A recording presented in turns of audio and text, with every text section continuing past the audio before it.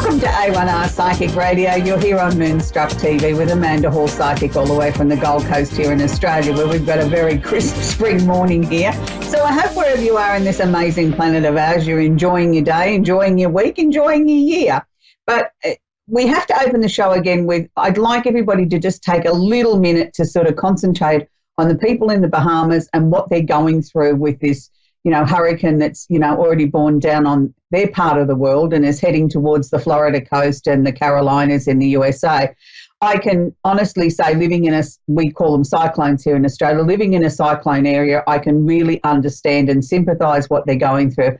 And it is a very scary event, no matter what people say, when you've got wind and rain coming at you like that and everything's very unpredictable and not knowing whether you're going to have power and telephone and water and all those sort of things. It's a very, very stressful time. So we shouldn't underestimate the power and the fury of Mother Nature.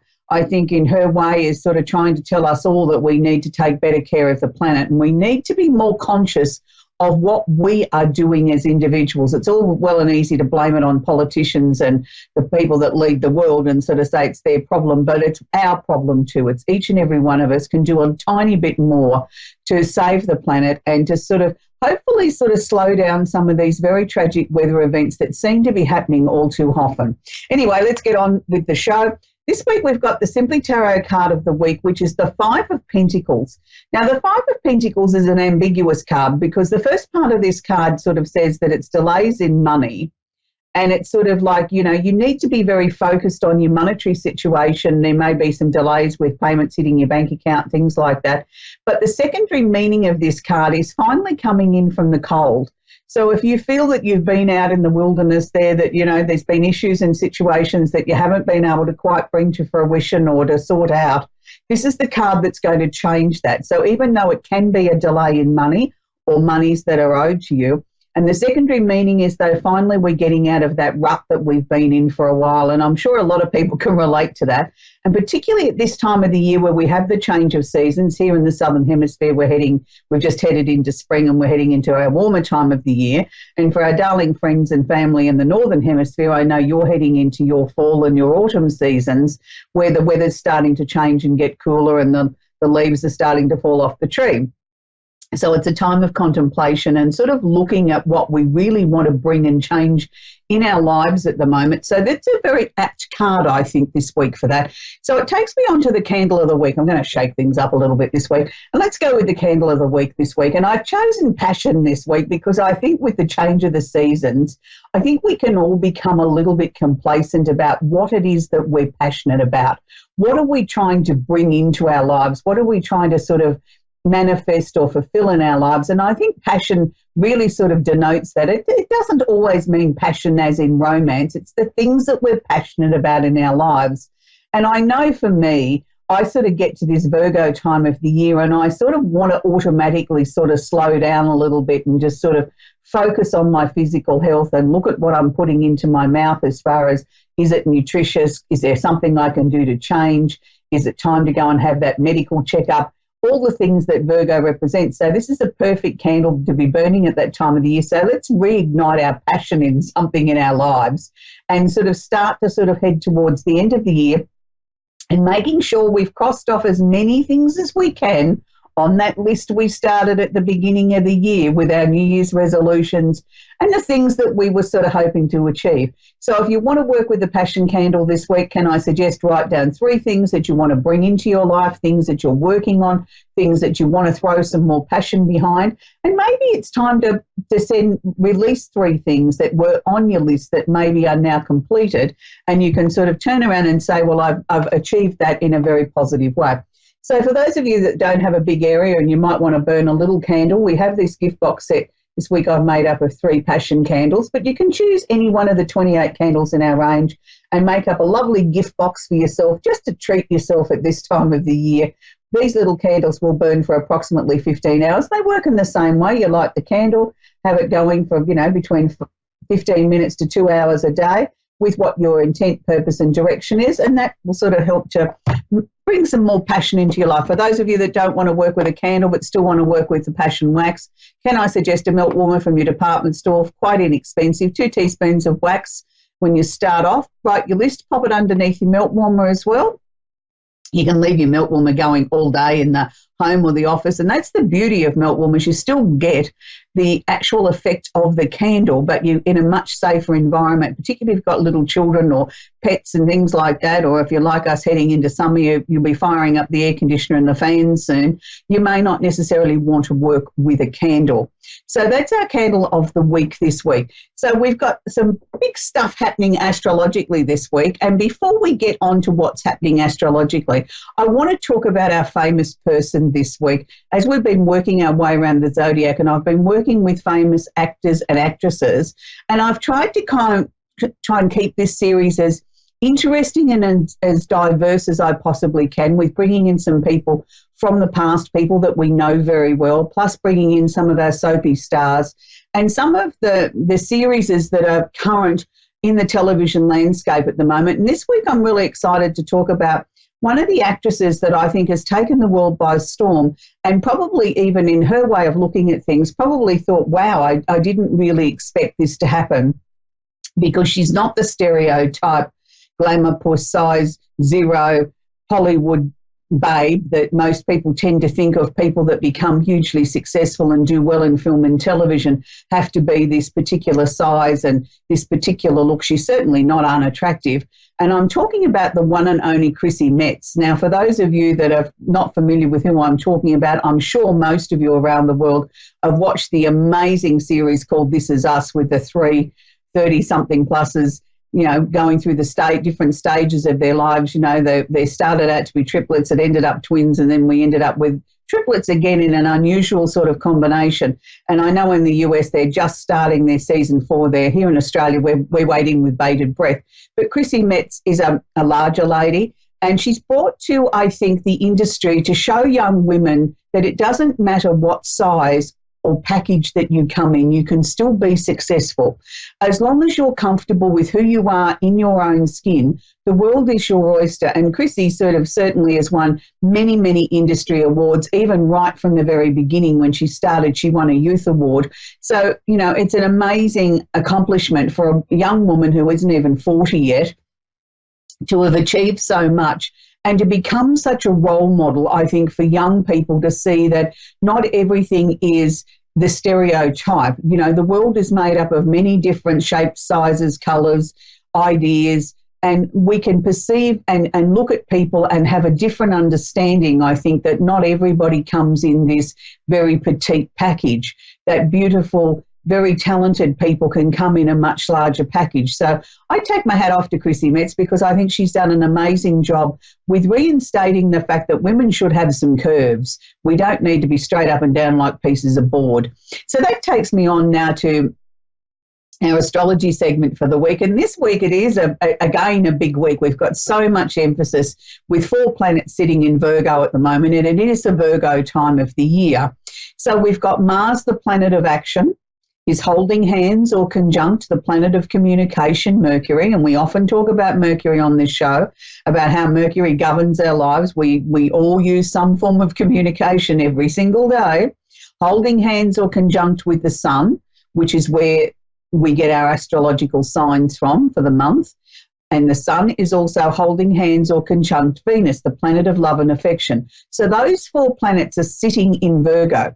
So we've got a lot of action, particularly around communication, particularly around the things that we are passionate about. And these may include matters of the heart, or just things that we are really, really excited, passionate about, things that drive us to get out of bed of a morning.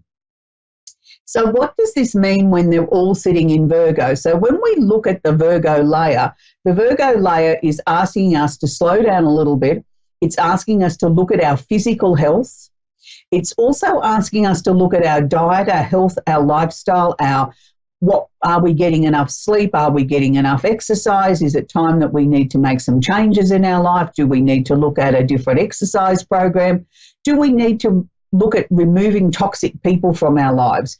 Is that what's making us physically sick? Now, look, there's not a person on the planet that goes through life without having some sort of physical illness at some stage or another.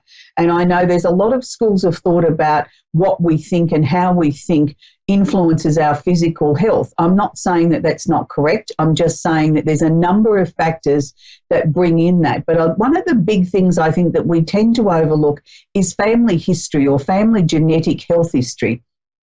If there's a weak area in the family, say if your family is prone to heart disease, then maybe it's the time that you look at it, minimising your risk in that area by doing the research, asking your doctor, talking to medical practitioners and finding out what it is that you can change. It's the perfect time now with all the planets in Virgo to do this investigation, to ask the questions, to become passionate about making some changes in our life. And I'm really excited to talk about not only with those 4 planets, do we have another major configuration going on at the moment, but we have it making a trine or what's known as an easy aspect to Jupiter in Sagittarius at the moment. Now, Jupiter's the planet of expansion, luck, opportunity. Being in Sag, it's asking us to sort of think a bit higher mind type of stuff, be a bit more open. Let's open up our horizons, expand our opportunities, expand the way that we think. We don't always have to look at things in a stereotype. So I feel with Jupiter making this amazing trine to the Virgo energy at the moment, we have this opportunity to expand our opportunities right across all horizons. Whether or not that's a health issue that you're exploring and you're looking for answers, it's the time to ask questions and not just to Dr. Google, please. Let's be mindful of that there is people in the world that have been trained, that have spent many, many years studying and learning to improve our lives. They're the people that we should be talking to.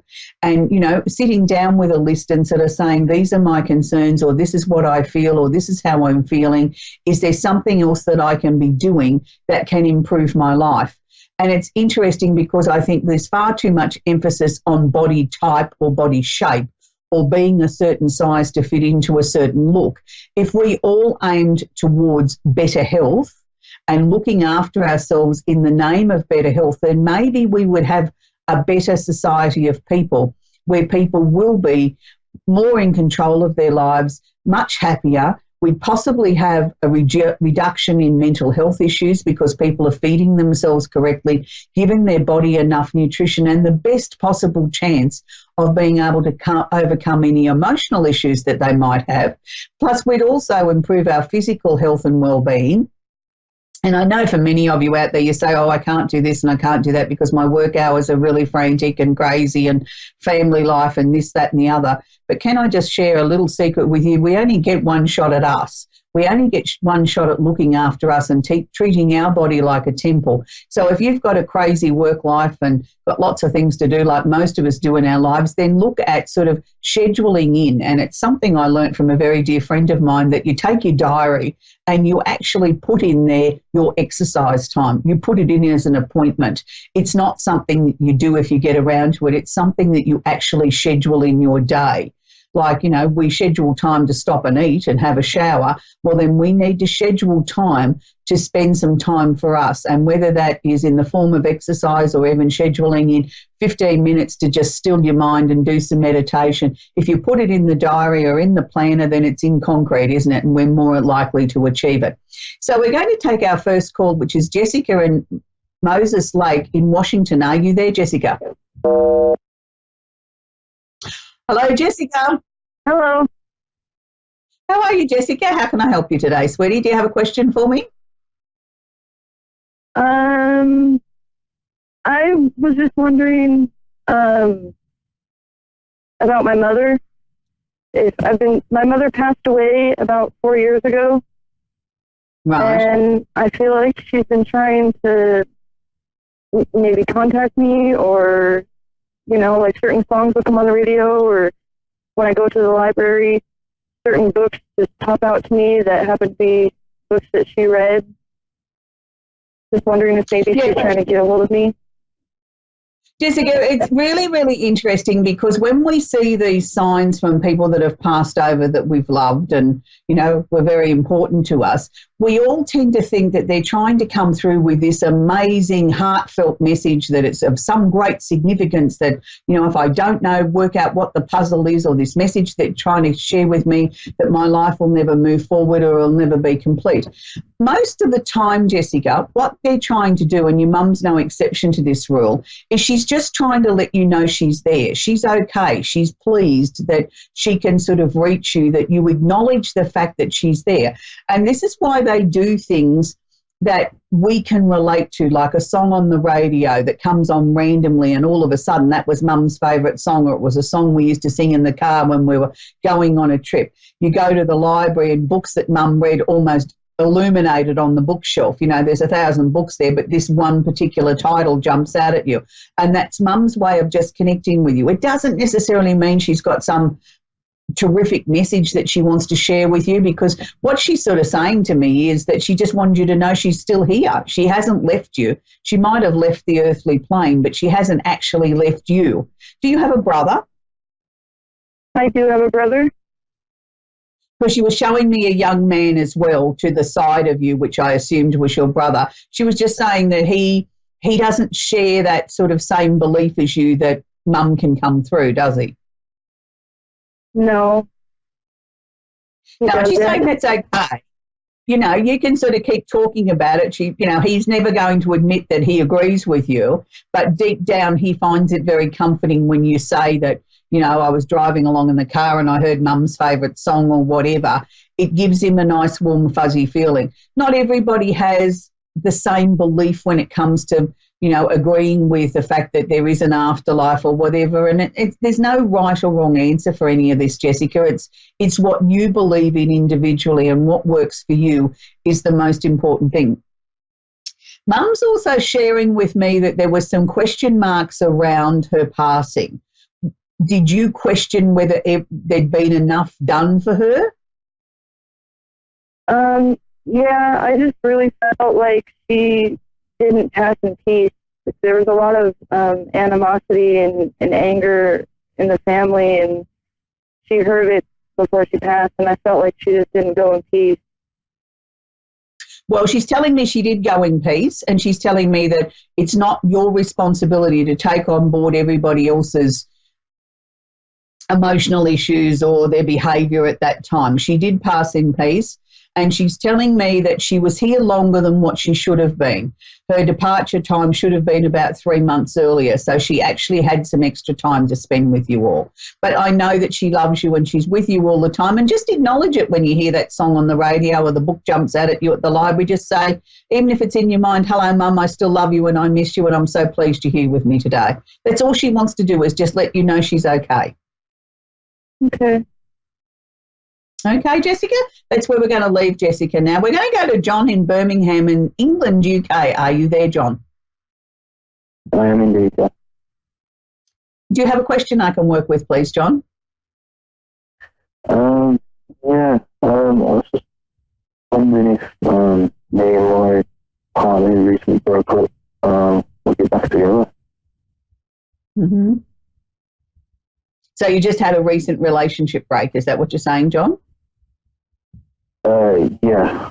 Yeah, okay. Together for a year and a half. Okay. Can you share with me that person's first name, please? Yep, Chloe. Okay. All right, let's have a look at that. I just sort of feel that this was something that was in Chloe's mind for some time before she actually called an end to the relationship.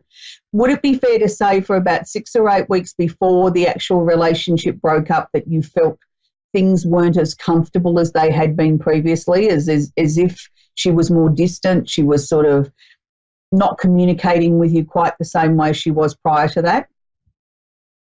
Yeah. That was because she was trying to decide what was the next sort of step. Look, I don't believe that this relationship is completely over yet, John, but what I think you need to do is give Chloe the opportunity to try and straighten out in her mind what's important to her. She's a very strong young woman, but at the same time I think she's quite emotional, and I feel she feels like she was being pulled in a lot of different directions. And it's not so much that she doesn't care for you or didn't want the relationship necessarily to go further than what it did. It was like she didn't know if she could continue. She was feeling sort of overwhelmed with a lot of things that were going on in her life, and that was the one thing that she could control. That was getting all too hard, so I'll just chop that off. I'll chop the relationship off.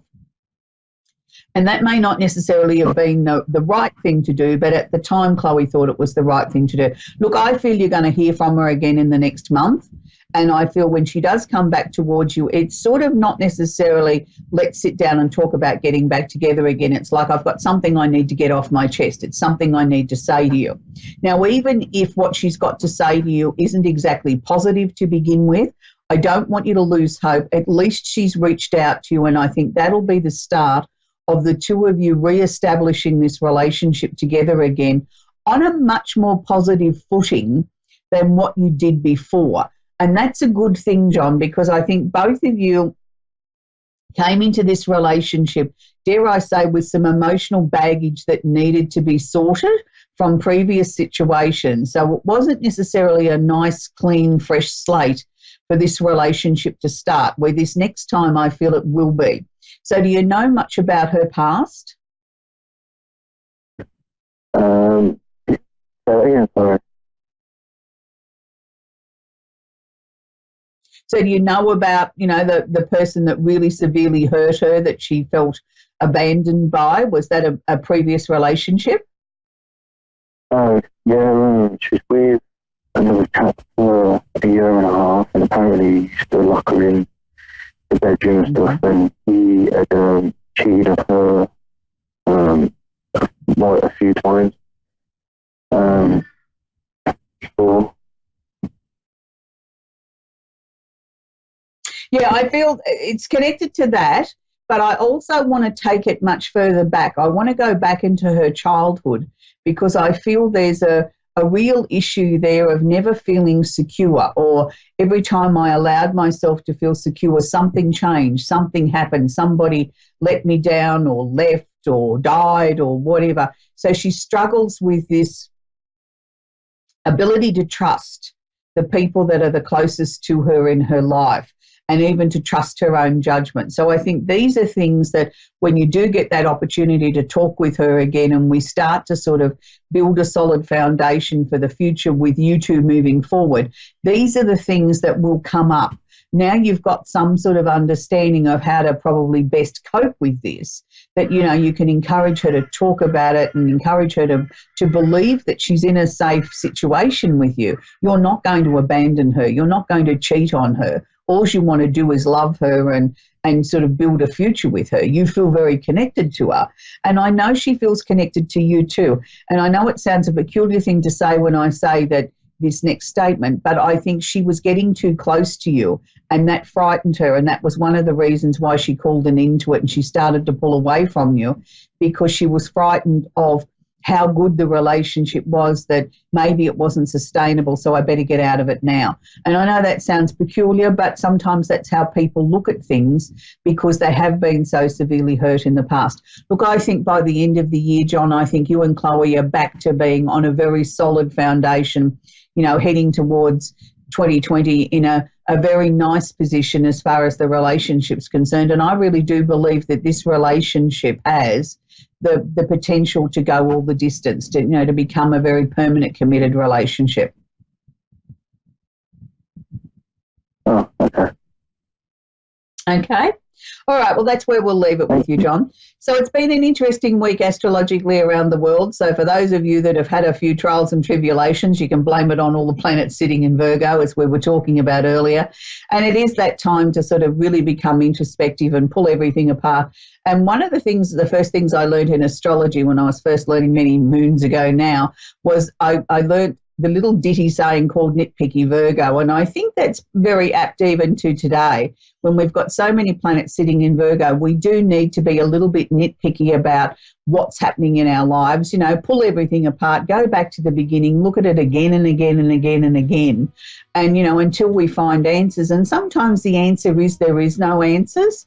as you know, we found with Jessica talking about her mum who passed away 4 years ago, quite often our passed over loved ones just want to come and say hello. They don't have any groundbreaking, earth-shattering message to share with us. What they want to do is for you to acknowledge that you've noticed that they're there.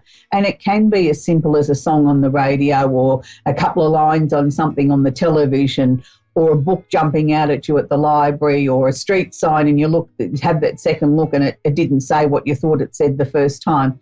Signs are around us everywhere, and, you know, not always from the other side are they trying to share with us this major life-turning event that's going to happen in our lives. They just sometimes want to come and say hello and want you to acknowledge that they're still there, they're still with you, they still love you, that they're not in pain anymore, that they know everything that's gone on, and they're in a better place than us.